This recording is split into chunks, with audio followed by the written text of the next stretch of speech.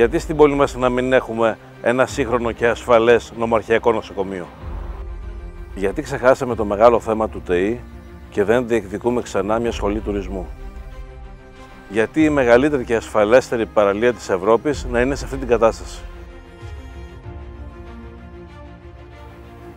Γιατί αυτή η κατάσταση στην ανατολική προβλήτα του λιμανιού της Πρέβεζας εδώ και πάρα πολλά έτη? Γιατί το κάστρο του Παντακράτορα να παραμένει κλειστό εδώ και πάρα πολλά χρόνια?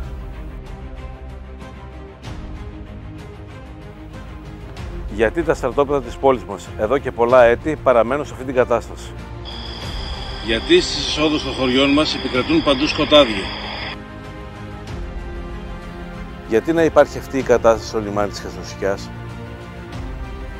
Γιατί να υπάρχει αυτό το κακό οδικό δίκτυο? Γιατί να υπάρχει αυτή η εγκατάλειψη στα δάση, στα ιστορικά και θρησκευτικά μνημεία της περιοχής μας? Γιατί να είναι τόσο παραμελημένοι οι αρχαιολογικοί μας χώροι? Ονομάζομαι Χαλκίδης Πολύκαρπος. Είμαι υποψήφιος δημοτικός σύμβουλος με τη Δημοτική Παράταξη Ανάπτυξη Τώρα και υποψήφιο δήμαρχο τον Γιώργο Τονίτσα και ζητάω την ψήφο σας για να μπορέσω να σας εκπροσωπήσω στο Δημοτικό Συμβούλιο για να αλλάξουμε την πόλη μας.